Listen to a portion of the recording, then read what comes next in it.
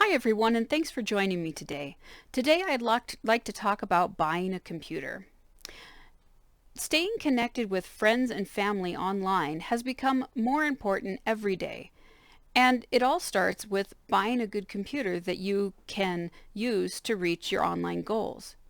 Having a good computer can not only help you stay connected to friends and family, but you can also use it to view medical records online, do online shopping, or to pay bills or do online banking.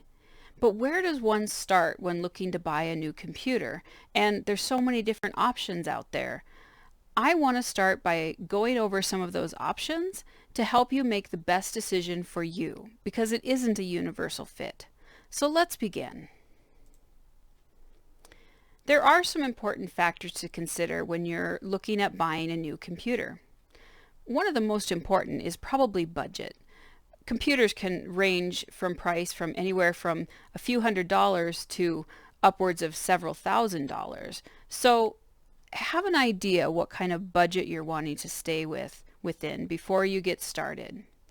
Also, the size of your computer and the size of the space where you want to put your computer. Some computers are quite tall or quite large, and they can actually take up a large amount of space on your desk. So if you have a smaller apartment or just want to work from your kitchen table, a laptop might be best versus a desktop. Also, consider the goals that you have for using your computer. Do you simply want to use your computer to check the internet, check on Facebook, and do the occasional video call? Or are you looking at getting into some graphic design or video editing, or you'd like to edit some photos? Those are some goals that would actually require a little bit more power in your computer. So think about what it is that you want to do with your computer in order to find the one that fits your needs. There are some common things in modern computers that a lot of times come with the computer, but it's something that you kind of want to watch for. Many laptops come standard with a microphone and a webcam now, as well as built-in speakers. However, not all of them do. So if that's something that's important to you and you're looking at a laptop, make sure that that is included in the one that you're looking at. CD and DVD drives are actually not included in most computers now, but either desktop or laptops. They're just not as commonly used. However, you can buy external drives that connect to your computer so that if you needed to read a CD, you could do so. It's also important to consider your internet connection. If you have a wireless internet connection, you'll want to check to make sure that the computer comes ready for Wi-Fi. Wi-Fi stands for wireless fidelity, but there won't be a test on that later. Wi-Fi will enable your computer to connect to the internet wirelessly. And if you don't have a wireless connection, you'll want to make sure your computer has a port to be able to connect with a hard wire. Now, I am a little bit biased, and I have a tendency to like to use desktop computers. And so I'm going to tell you a little bit about why I choose to use desktop computers here. Desktop computers enable you to oftentimes have larger screens or more screens. Some desktop computers will let you have 4 or more screens if you want. Generally speaking, desktop computers are cheaper, or at least cheaper for the amount of power and speed that you get. Desktop computers also have more universal parts that are more easily replaced. So, for example, if the power unit in your computer went out, it's likely that a technician in town or store would have a power unit available for a desktop, but they might have to special order one for a laptop. And again, you normally get more power and speed for the price for a desktop than you do for a laptop. Now, some disadvantages for desktops are simply that they are larger and they take up more space either underneath your desk or on top of your desk, and they're simply not portable. Laptops, on the other hand, are an all-in-one solution, and they are very portable. They are smaller, and you can easily pick them up and work from any part of your house, especially if you have a wireless internet connection. Some of the disadvantages of laptops are they can be more expensive, And repairs can take more time or be more costly, again, because the technician may need to order special parts just for that type of laptop. And the other thing about repairing a laptop, you'll have to take the entire laptop into your service technician to have them work on it.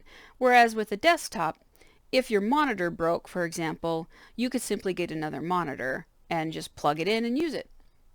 Whereas a laptop, you'll have to take the whole unit in, and so you'd be out for a period of time without your laptop. Laptops usually have smaller screens and keyboards. However, I should note that you can, in most cases, connect a bigger keyboard and a bigger monitor and another mouse to your laptop. So if you like to use that, you can connect those to a laptop. Now, all-in-one desktops are a rather unique solution. They generally have a larger screen like a desktop would, but they have separate accessories like a keyboard and a mouse.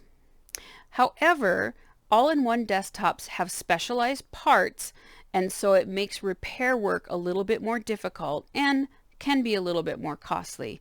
And again, you'll have to turn in the whole computer to the repair shop rather than just a simple component. So that is kind of one solution that people might be looking for.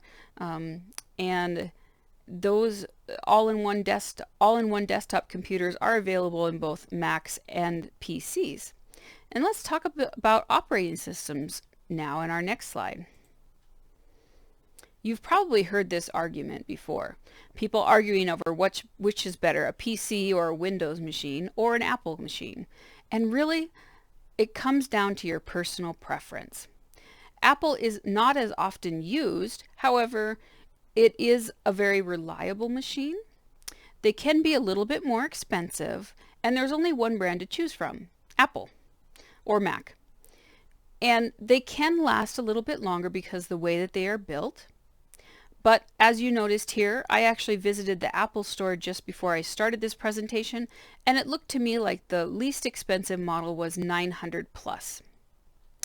Windows machines, on the other hand, are by and large the most popular type of operating system out there, with 74% of the market share. There's many different brands to choose from. You've probably heard of ones like HP, Dell, Acer, Asus. There's many different brands of computers out there for Windows. And generally speaking, they're less expensive than Apple's. In fact, I went to look and see what the entry-level laptop cost on Costco, and it was $600. These are a couple operating systems that not a lot of people know about. Chrome is an operating system by Google, and it's mainly used if all you need to do is access the internet and do some simple tasks with the internet. However, it can't run programs like Word, Excel, or PowerPoint.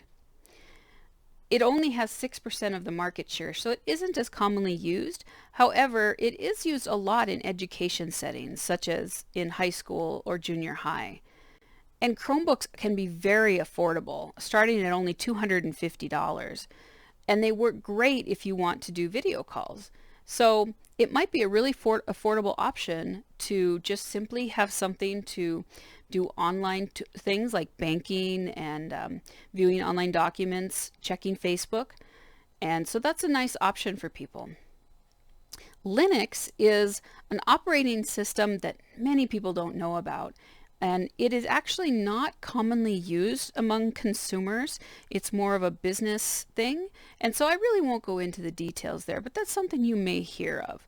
And Linux has a few different symbols. You may see a penguin or a red hat, but that is more commonly used among businesses and programmers. So no matter what computer you choose to use, there are two really important factors that I always tell people to do. And one is to get a good antivirus or security software. Generally speaking, I'd like to tell people buy a software that's reliable, not something that's free. So my two favorite are Norton and McAfee. There are several out there, and if you have a cable internet provider, sometimes they provide a software for you, such as Spectrum. They have a software you can download from their website. The other important factor is to have a good backup software so that you don't lose all those precious photos and documents from your computer should something happen to them. Now, some of these antivirus and security software, they actually do come with backup. I personally use Norton, and it comes with, I think it's 1 terabyte of backup space, and you can set it up to automatically back up your computer every so often. So that's a really important factor for me. The other major thing, make sure that your computer has a good warranty. No matter what brand it is, no matter how expensive it is, everything breaks. So in your budget, make sure and budget room for that extended warranty. And also think about tech support, if tech support and assistance over the phone is included with that warranty. So make sure to have a good warranty because every computer, no matter how expensive it is, breaks. So in conclusion, be sure to pick a device that fits your needs, not necessarily the brand name. Get a good warranty that will replace the parts of your computer but may be able to help you with tech support. And if you're using a retailer such as Costco or Walmart or Best Buy, see if they have a tech support option that can help you with common problems. And install a good security software such as Norton or McAfee so that you won't be subject to viruses, malware, and you'll have a good backup system in place. Thank you so much. Enjoy computer shopping.